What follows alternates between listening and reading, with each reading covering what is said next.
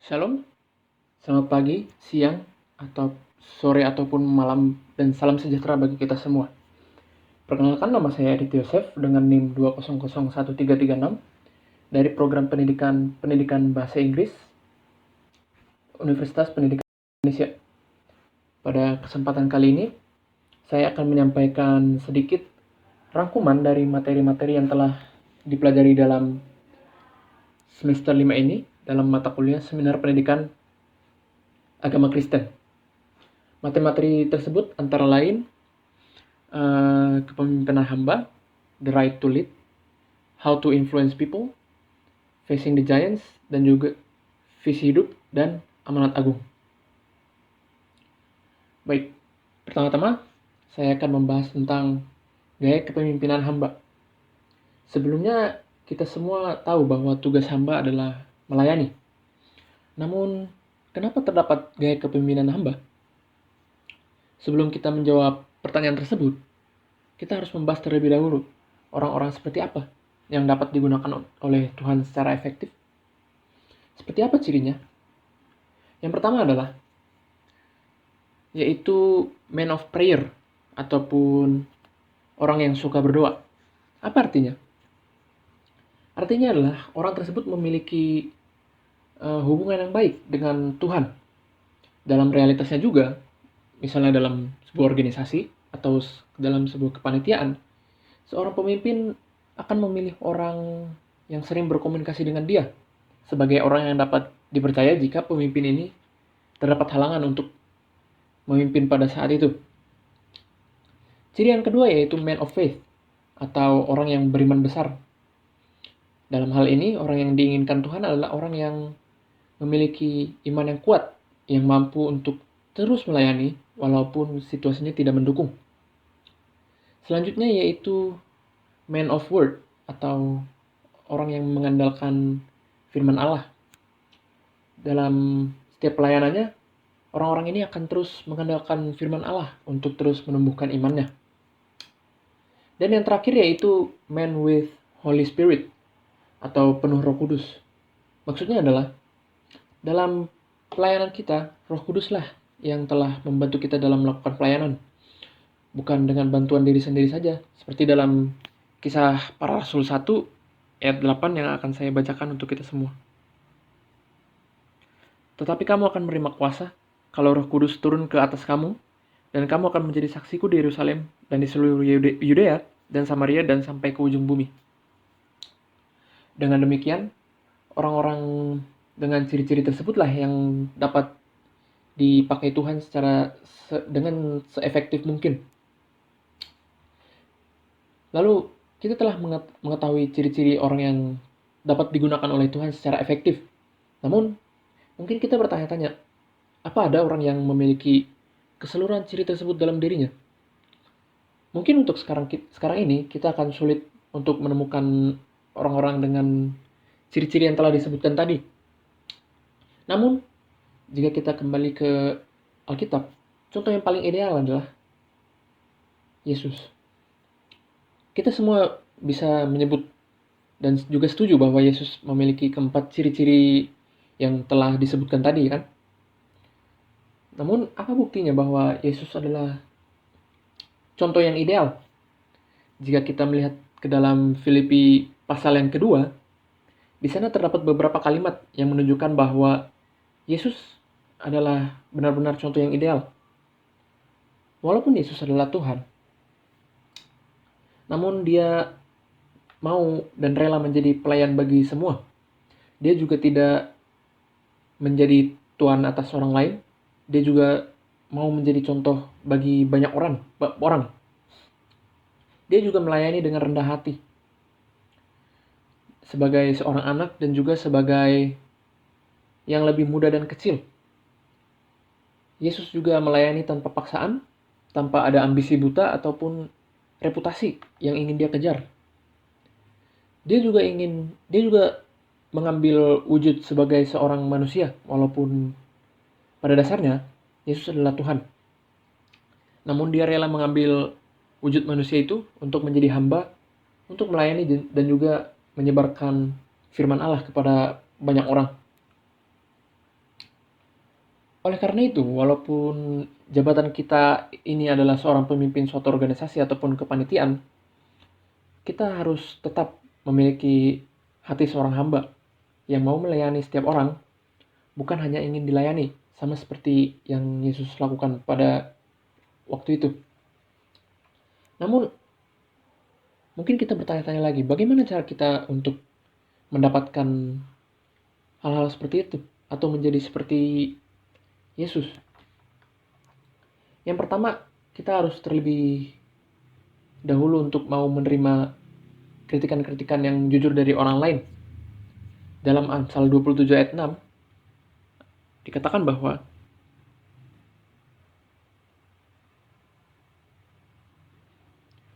seorang kawan memukul dengan maksud baik, tetapi seorang lawan mencium secara berlimpah-limpah.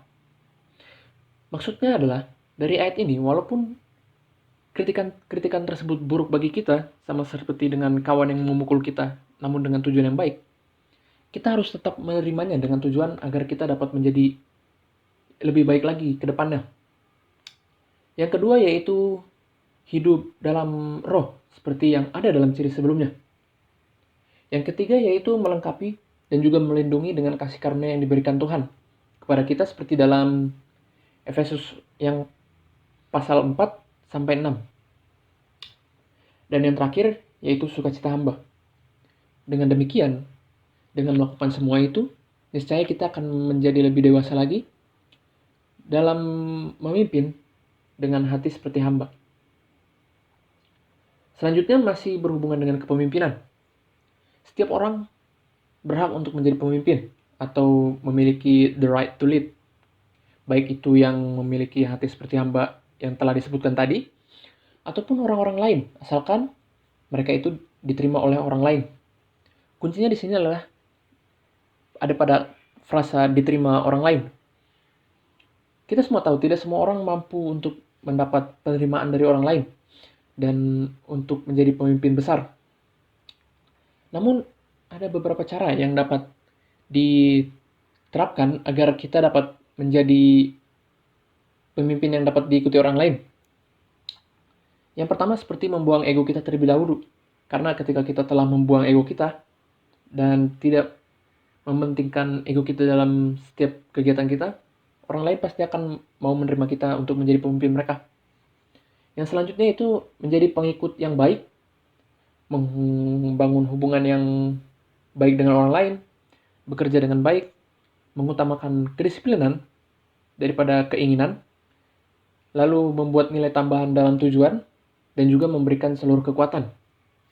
Karena jika kita telah menerapkan semua hal tadi, orang-orang akan menaruh rasa kepercayaan pada kita, dan kita juga akan mulai diterima oleh orang lain. Sebagai pemimpin, kita juga harus mencari dan juga menemukan visi yang kita akan pegang dalam memimpin orang banyak. Tentu saja kita tidak akan memimpin orang tanpa adanya visi, ya kan? Jadi untuk menentukannya, kita harus melihat ke dalam diri kita seperti apa yang kita miliki, mengetahui kapabilitas dan juga kemampuan kita, serta kita juga harus melihat ke depan, ke belakang, dan juga ke sekitar kita. Apa yang dibutuhkan orang lain dari kita, apa harapan mereka ke depannya, sehingga kepemimpinan kita dapat sesuai dengan keinginan mereka dan juga dapat menjadi lebih baik bagi organisasi ataupun kepanitiaan yang akan kita pimpin nantinya. Selanjutnya, kita tahu bahwa hidup kita tidak akan selalu mudah untuk dapat menjadi seorang pemimpin.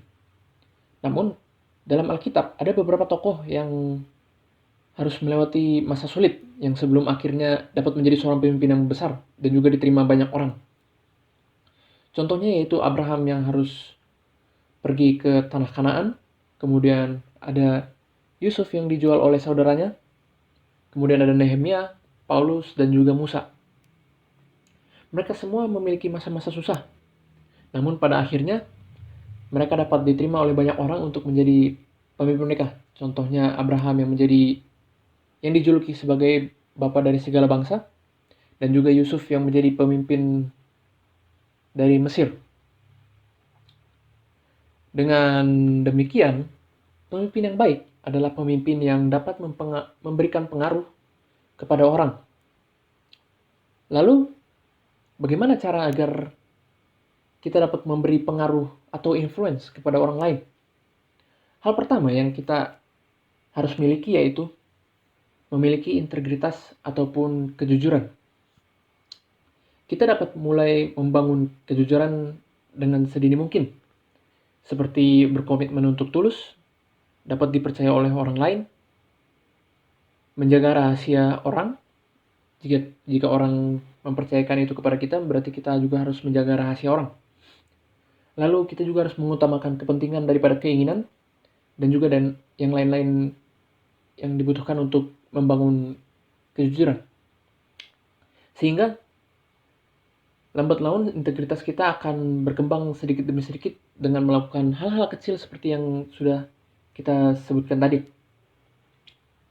Yang kedua yaitu mengasuh orang lain dengan cara memberikan rasa kasih, hormat, memberikan rasa aman, dan juga pengakuan bagi orang lain. Dengan melakukan hal-hal ini, orang-orang akan mendapat pengaruh yang baik dari kita, di mana mereka mungkin akan meningkatkan harga diri mereka, memiliki rasa memiliki pandangan ke depan, dan juga harapan mereka ke depan. Karena ketika kita telah memberikan hal-hal tadi, mereka juga akan mulai merasa bahwa diri mereka sudah mendapat pengakuan dari orang lain dan juga dapat membantu mereka untuk menentukan jalan hidup mereka ke depannya. Yang ketiga yaitu membawa pengaruh dalam orang lain. Banyak orang sulit untuk bisa percaya diri karena banyak orang yang tidak mempercayai mereka. Dengan demikian, kita dapat membantu membangun kepercayaan orang lain dengan cara believe atau BELIEVE. Yang pertama itu B, believe in them before they succeed.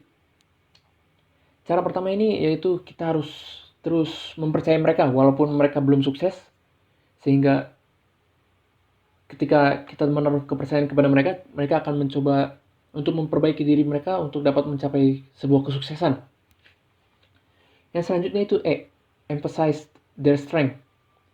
Kita juga sebagai pemimpin harus menguatkan atau memfokuskan pada kekuatan mereka, agar mereka dapat memberikan yang terbaik tanpa harus memikirkan kelemahan ataupun kekurangan mereka. Selanjutnya itu L, list their past success. Yang pada cara ini kita harus membuat daftar hal-hal apa saja yang telah mereka capai dalam masa lampau. Itu bisa hal-hal apapun yang dapat memotivasi mereka untuk kembali menjadi lebih baik dan juga membangun kepercayaan mereka. Yang keempat yaitu I, instill confidence when they fail. Dalam cara ini, kita harus terus memberikan mereka rasa percaya diri walaupun mereka gagal. Jadi walaupun mereka gagal, kita tidak boleh hanya stop sampai di kegagalan itu, namun kita harus kembali membangun kepercayaan diri mereka agar mereka dapat kembali bangkit dan menuju kesuksesan. Yang kelima yaitu E, experience some wins together. Dalam hal ini, kita sebagai pemimpin dan juga sebagai orang yang kita berikan pengaruh harus sama-sama merasakan sebuah kesuksesan atau kemenangan bersama-sama agar kita dapat saling menguatkan satu sama lain. Yang keenam yaitu V, visualize their future success. Dalam cara ini, walaupun kembali lagi ke cara yang pertama, believe in them before they succeed, dalam cara ini kita harus mencoba untuk membuat mereka membayangkan hal-hal apa saja yang akan mereka capai ke depannya. Hal-hal apa saja yang akan dapat mereka rasakan di masa depan. Dan yang terakhir, E, expect a new level of living. Dalam cara ini, setelah kita melakukan semua hal tadi, kita harus merasakan bahwa ada perubahan dalam kehidupan mereka. Selanjutnya yaitu mau mendengarkan dan memahami orang lain. Dengan mendengarkan orang lain, sebenarnya ada beberapa manfaat yang bisa kita dapat, seperti memunculkan rasa respect dari orang lain, membangun hubungan yang baik kepada orang lain, memperluas pengetahuan, khususnya ketika lawan bicara kita berasal dari prodi lain atau dari bidang lain, misalnya jika dalam konteks akademik. Lalu dengan mendengarkan kita juga dapat membantu mengembangkan ide-ide, membangun persahabatan dan juga kekeluargaan dengan orang yang kita jadikan lawan bicara, dan juga membantu orang lain dan maupun diri sendiri. Jika kita sadari, semua itu berhubungan dengan materi-materi lainnya dalam hal menjadi pemimpin. Karena memang untuk dapat menjadi pemimpin yang baik, kita harus mau mendengar orang lain juga. Namun, banyak orang tidak dapat menjadi pendengar yang baik karena beberapa hal misalnya. Contohnya seperti terlalu banyak bicara ketika sedang mendengar orang lain, kehilangan fokus dan konsentrasi saat mendengar lawan bicara, membawa masalah pribadi dan juga mementingkan diri sendiri. Semua hal tersebut dapat membuat kita menjadi pendengar yang buruk. Seperti ketika seorang sedang berbicara misalnya, kita malah tidak fokus, melainkan malah asik bermain dengan handphone atau memikirkan hal-hal lain. Atau ketika lawan bicara kita sedang berbicara, kita malah membawa masalah-masalah pribadi kita dengan cara memotong pembicaraan mereka, atau istilahnya pada saat ini yaitu adu nasib. Lalu, apa yang dapat kita lakukan untuk mengatasi hal-hal ini agar kita dapat menjadi pendengar yang baik? Kita dapat mulai memberikan perhatian dan juga fokus yang penuh ketika lawan bicara kita sedang berbicara kepada kita. Kita juga bisa menemukan makna dari pembicaraan yang sedang kita lakukan. Kita juga harus memeriksa emosi kita. Jangan sampai kita memotong pembicaraan lawan jika ada hal-hal yang mengganggu emosi kita. Kita juga harus mendengar pembicaraan tersebut secara keseluruhan terlebih dahulu. Kemudian kita juga dapat memberikan pertanyaan apabila ada sedikit bagian pembicaraan yang kurang jelas. Dengan demikian, kita dapat menjadi pendengar yang baik dan juga sekaligus memberi pengaruh yang baik bagi orang lain. Selanjutnya yaitu memperbesar orang lain ataupun menguatkan orang lain. Dengan cara apa sih kita dapat memperbesar dan juga menguatkan orang lain? Jadi, salah satu cara yang bisa kita pilih adalah dengan cara mentoring atau motivasi-motivasi, memberikan motivasi agar mereka dapat menjadi lebih baik. Dalam konteks akademik juga ada yang namanya workshop, di mana itu biasanya dilakukan untuk menambah pengetahuan seseorang dan juga memberikan mereka ilmu yang baru agar mereka dapat menjadi kuat dalam bidangnya mereka masing-masing. Sama halnya dengan workshop, dalam mentoring kita harus memahami dan juga berhati-hati dalam memilih orang yang ingin kita perbesar. Kita harus juga melihat dan juga memahami dan menggali potensi mereka, serta mengajari mereka untuk dapat memperbesar diri sendiri, sehingga mereka kedepannya tidak harus membutuhkan diri kita kembali untuk dapat memperbesar mereka. Kita juga harus menjadi teladan ataupun contoh terlebih dahulu sebelum memulai untuk dapat memperbesar ataupun menguatkan orang lain. Dengan cara kita harus mengevaluasi diri sendiri dulu, apa yang sudah kita capai, apa yang dapat kita berikan untuk orang lain. Jangan sampai ketika kita ingin menguatkan orang lain, kita belum bisa menjadi teladan bagi orang yang kita ingin kuatkan. Contoh, Jika sikap kita saja masih belum baik, namun kita ingin menguatkan orang lain yang sikapnya juga belum tentu baik, orang tersebut mungkin tidak ingin dikuatkan oleh kita. Jadi dengan demikian, kita dapat memberikan influence atau pengaruh yang baik kepada orang lain dengan cara mentoring tersebut. Lalu, sebelumnya kita telah membahas tentang cara-cara untuk dapat menjadi pemimpin yang baik. Namun, ada kalanya dalam kepemimpinan kita, walaupun kita telah menjadi pemimpin yang baik, pemimpin yang sudah diinginkan oleh banyak orang, ada saja hal-hal sulit yang menerpa kita dalam kepemimpinan kita. Apakah saudara pernah mengalami hal-hal tersebut?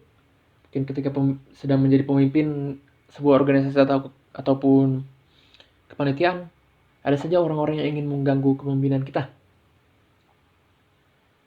Hal ini sama seperti sebuah film yang berjudul Facing the Giants. Apakah saudara-saudara pernah menonton atau pernah mendengar tentang film ini? Jika belum, saya akan coba sedikit menjelaskan tentang film Facing the Giants ini. Jadi, film ini menceritakan kehidupan seorang pelatih tim football dari sebuah sekolah, di mana dia mengalami banyak sekali cobaan dalam karirnya sebagai pelatih, seperti masalah ekonomi, dan juga divonis untuk tidak dapat memiliki anak, hingga kehilangan kepercayaan daripada orang tua pemain dan juga fans, karena pada saat kepemimpinan dia, tim footballnya ini mengalami kekalahan dan juga tidak pernah juara dalam beberapa tahun terakhir dia melatih. Namun, pada saat dia mengetahui bahwa dia sudah mulai kehilangan kepercayaan daripada orang tua pemain dan juga fans, dia tidak putus asa. Melainkan, dia meminta petunjuk dari Tuhan dan juga meminta bantuan Tuhan, di mana dia semakin mendekatkan diri kepada Tuhan dan juga mulai menyebarkan ajaran Tuhan kepada timnya.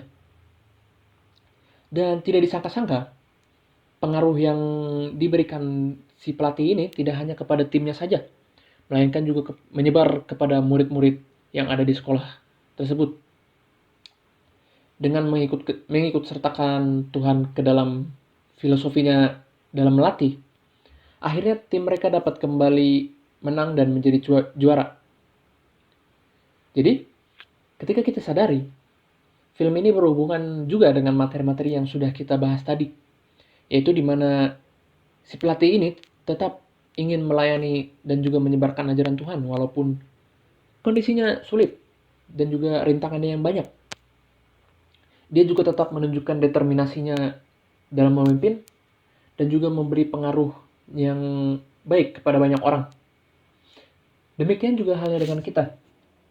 Kita dapat mulai mengubah hidup kita dengan terus mengikut sertakan kuasa Tuhan dalam hidup kita, baik yang dalam situasi baik maupun dalam situasi yang susah. Karena hanya dengan kuasanya lah kita dapat terus menjalani hidup kita selama ini. Selanjutnya, kita sudah mengetahui bahwa untuk menjadi pemimpin yang baik, kita harus memiliki hati seorang hamba, kita juga harus dapat diterima oleh orang lain, dan dapat memberi pengaruh kepada orang lain dengan beberapa cara, seperti memiliki integritas, mau menjadi pendengar yang baik, mau memperbesar dan menguatkan orang lain, dan juga memiliki visi dalam memimpin. Sama halnya dalam kepemimpinan. Dalam hidup kita, kita juga harus memiliki visi yang terus kita pegang teguh. Dalam Yakobus 4 ayat 14b, akan saya bacakan untuk kita.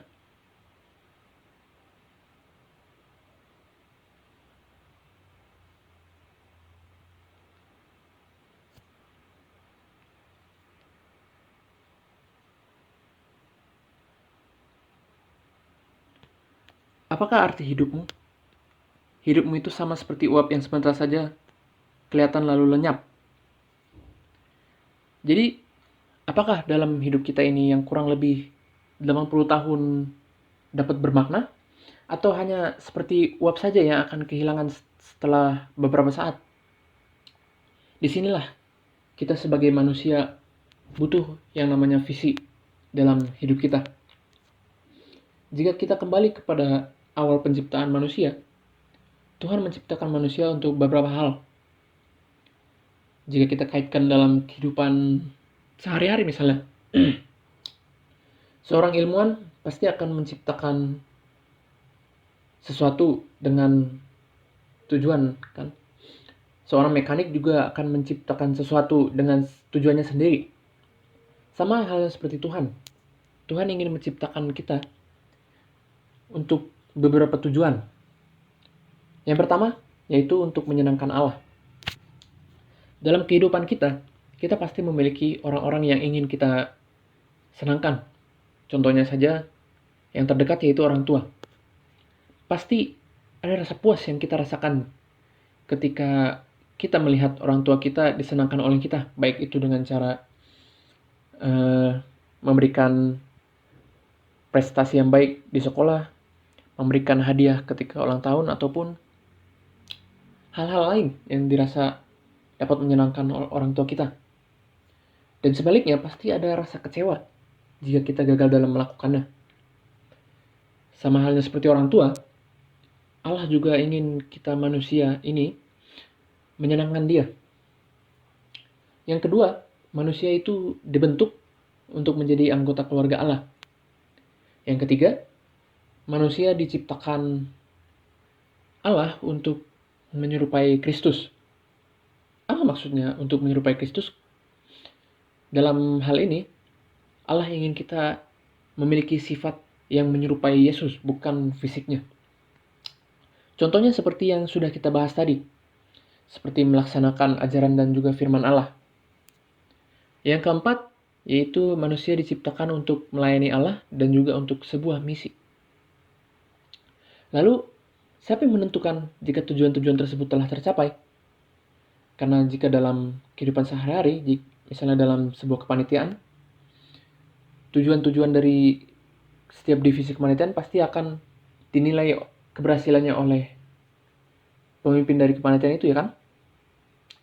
Sama halnya dengan kepanitiaan, tujuan hidup kita yang menilai yaitu Allah sendiri.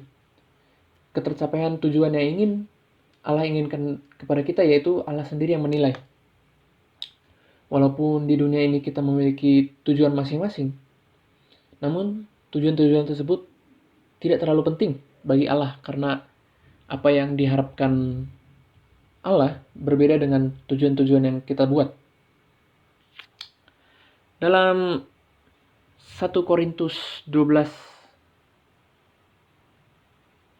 ayat 1-11, khususnya pada ayat 8-10, dikatakan bahwa sebab kepada yang seorang Roh memberikan karunia untuk berkata-kata dengan hikmat, dan kepada yang lain Roh yang sama memberikan karunia berkata-kata dengan pengetahuan. Kepada yang seorang Roh yang sama memberikan iman, dan kepada yang lain Ia memberikan karunia untuk menyembuhkan. Kepada yang seorang Roh memberikan kuasa untuk mengadakan mujizat, dan kepada yang lain Ia memberikan karunia untuk bernubuat, dan kepada yang lain lagi Ia memberikan karunia untuk membedakan bermacam-macam roh. Kepada yang seorang Ia memberikan karunia untuk berkata-kata dengan bahasa roh, dan kepada yang lain Ia memberikan karunia untuk menafsirkan bahasa roh itu. Maksudnya adalah karunia, talenta, sifat ataupun karakteristik yang kita miliki berbeda-beda. Contohnya saja misalnya A bisa jadi pintar dalam matematika namun tidak dalam bahasa Inggris. Dan si B ini mahir dalam bahasa Inggris, namun kurang jika harus mempelajari hal-hal yang berhubungan dengan matematika. Dengan demikian, walaupun talentanya berbeda, tujuan manusia itu tetap sama, yaitu seperti yang telah disebutkan tadi, yaitu untuk menyenangkan hati Allah. Namun, walaupun tujuannya sama, pasti ada saja visi-visi ataupun cara-cara yang berbeda pada setiap manusia. Contohnya saja, setiap lembaga atau institusi pendidikan memiliki tujuan yang sama, yaitu untuk mencerdaskan kehidupan bangsa. Namun, apakah visi dari setiap lembaga sama? Bisa jadi tidak, karena setiap visi jika kita lihat menelusuri kepada misalnya setiap website-website dari setiap lembaga pendidikan, walaupun tujuan mereka sama, pasti ada saja cara-cara ataupun visi mereka yang untuk mencapai tujuan tersebut ada yang berbeda. Sama halnya dengan manusia, walaupun tujuannya sama yaitu untuk melayani Tuhan, untuk menyerupai Kristus dan lain-lain, namun visinya pasti akan berbeda-beda dan juga unik. Visi hidup adalah mengenali langkah-langkah yang dibutuhkan untuk menuju tujuan hidup. Dan dalam menentukan visi hidup ini, kita dapat memulai untuk memikirkan peran-peran khusus yang akan kita lakukan, baik dalam konteks profesi ataupun dalam konteks pelayanan. Contohnya saja jika kita mahir dalam bahasa Inggris, namun kurang dalam kemampuan matematis, kita mungkin akan memilih jurusan yang berhubungan dengan bahasa Inggris, sastra Inggris contohnya. Kita tidak mungkin memilih jurusan yang berhubungan dengan matematika, benar? Selanjutnya, peran khusus tersebut kita dapat jelaskan dan juga tuliskan dalam bentuk pernyataan-pernyataan pribadi yang mengungkapkan tujuan hidup kita dan juga menggambarkan falsafah hidup kita dalam visi hidup tersebut. Lalu selanjutnya, kenapa sih visi hidup itu penting untuk kita miliki? Kembali lagi kepada contoh sebelumnya, lembaga pendidikan membuat visi agar setiap aktivitas dapat menuju kepada tujuan pendidikan yang tadi. Dengan demikian, visi hidup penting agar seseorang juga dapat tetap fokus kepada tujuan hidup mereka. Jadi, walaupun kondisinya terganggu, jika kita memiliki visi, biasanya kita akan tetap berfokus pada tujuan hidup kita tadi. Dalam hal ini juga, visi akan membantu kita untuk mengarahkan kita untuk mengambil keputusan dan juga langkah-langkah yang terbaik dalam kita untuk menjalani hidup. Dengan demikian, setiap orang harus memiliki visi hidup dan memeliharanya agar tujuan yang diinginkan Allah yang tadi itu dapat tercapai. Dalam Alkitab, visi hidup juga menolong beberapa tokoh Alkitab. Contohnya yaitu Yusuf dan Daniel dalam menjaga integritas mereka dalam menyenangkan Tuhan. Visi juga membantu menyemangati seseorang. Visi juga dapat menolong kita untuk memiliki kasih, menolong kita dalam bekerja sama dengan orang lain, dan juga membantu kita dalam sikap dan pandangan akan uang. Karena pada umumnya, uang ini dapat mengganggu seseorang dalam mencapai tujuannya. Karena dengan uang, misalnya memiliki banyak uang, mereka bisa saja memilih jalan lain yang tidak sesuai dengan apa yang diharapkan Tuhan kepada dirinya. Lalu sebelumnya dikatakan bahwa setiap orang harus memiliki visi. Jadi, untuk orang yang belum memiliki visi, apa sih yang harus dilakukan? Jadi, untuk dalam hal membuat visi, seseorang harus menyesuaikannya dengan passion mereka ataupun juga minat mereka dalam hidup. Kita tahu bahwa setiap orang pasti berbeda-beda dalam hal kesukaan mereka. Namun, ada sebuah prinsip dasar dalam membuat visi yang ada dalam Kolose 1 ayat 16 yang akan saya bacakan untuk kita semua. Karena di dalam Dialah telah diciptakan segala sesuatu yang ada di sorga dan yang ada di bumi, yang kelihatan dan yang tidak kelihatan, baik singgasana maupun kerajaan, baik pemerintah maupun penguasa, segala sesuatu diciptakan oleh Dia dan untuk Dia. Dalam Matius 28 ayat 19 hingga 20 dikatakan juga, karena itu pergilah dan jadikanlah semua bangsa muridku, dan baptislah mereka dalam nama Bapa dan Anak dan Roh Kudus, dan ajarlah mereka melakukan segala sesuatu yang telah kuperintahkan kepadamu, dan ketahuilah, aku menyertai kamu senantiasa sampai kepada akhir zaman. Dalam ayat tersebut, ada beberapa cara untuk mencapai tujuan Allah yang kita telah bahas sebelumnya, yaitu dengan cara menjadikan orang-orang menjadi murid Tuhan dan mengajarkan mereka apa yang telah diperintahkan Tuhan, yaitu mengajarkan firman-Nya. Jadi, bagaimana sebenarnya cara untuk menentukan visi hidup bagi yang belum memiliki visi hidup misalnya? Yang pertama yaitu melalui doa. Kita tahu bahwa semua yang kita miliki ini berasal dari Tuhan. Dan sehingga dalam penentuan visi hidup, kita juga dapat melibatkan Tuhan dan meminta pertolongan kepada Tuhan untuk dapat menentukan visi hidup untuk dapat menyenangkan hati Tuhan. Selanjutnya hal yang kita dapat lakukan yaitu mengidentifikasi ataupun mengenali minat dan juga talenta kita. Misalnya dalam bidang apa. Ataupun juga kita dapat menanyakan pendapat orang lain untuk melihat sisi yang tidak dapat kita lihat. Dan juga dalam menentukan visi hidup kita juga harus dalam keadaan yang damai. Dan yang terakhir, kaitkan kembali dengan amanat agung yang terdapat dalam Matius 28 ayat 19 sampai 20 yang telah kita baca bersama tadi. Dan dalam membantu pembuatan visi, kita juga harus menentukan misi dan juga strategi kita.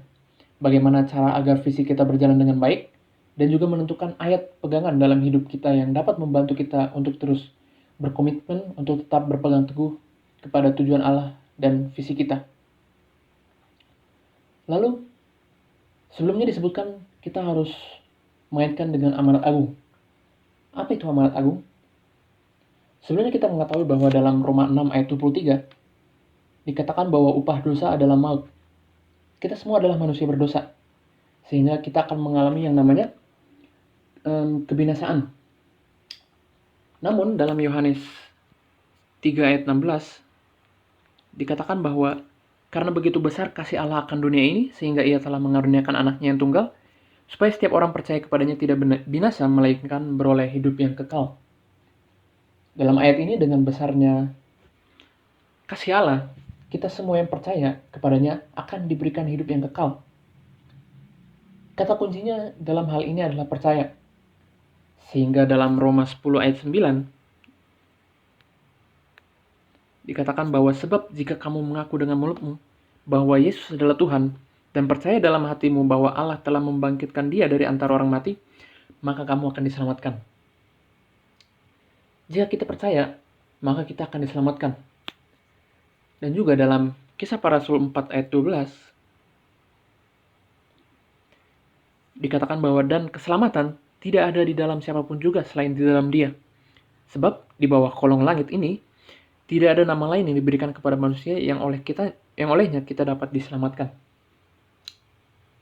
Dengan demikian, ketika kita percaya hanya kepada Tuhan, kita tidak hanya diselamatkan, namun status kita juga berubah menjadi anak-anak Allah seperti yang tertulis dalam Yohanes 1 ayat 12 sampai 13. Lalu, apa yang harus kita lakukan setelah mendapat semua itu? Kisah Para Rasul 1 ayat 8 dikatakan bahwa kita diperintahkan untuk menjadi saksi Tuhan dimanapun juga dengan cara menjadikan orang murid-murid Tuhan dan mengajarkan mereka tentang firman Tuhan seperti yang tertulis dalam Matius 28 ayat 19 sampai 20 tadi. Lalu, bagaimana cara kita melaksanakan amanat agung tersebut? Dalam kehidupan sehari-hari, kita dapat menunjukkan integritas dan juga kejujuran kita. Kita juga dapat menunjukkan rasa tanggung jawab kita ke dalam setiap tindakan. Kita juga dapat menjadi transparan dan juga dapat dipercaya, mau melayani orang lain, dan juga selalu rendah hati dalam setiap pergaulan kita kepada orang lain. Dengan demikian, niscaya tujuan yang Allah harapkan untuk kita dapat tercapai dan juga kita dapat melaksanakan amanat agung yang Allah inginkan. Sekian yang bisa saya sampaikan. Mohon maaf apabila ada kesalahan-kesalahan dalam penjelasan saya. Semoga apa yang saya sampaikan pada kesempatan kali ini dapat menjadi manfaat dan juga berkat bagi kita semua. Amin.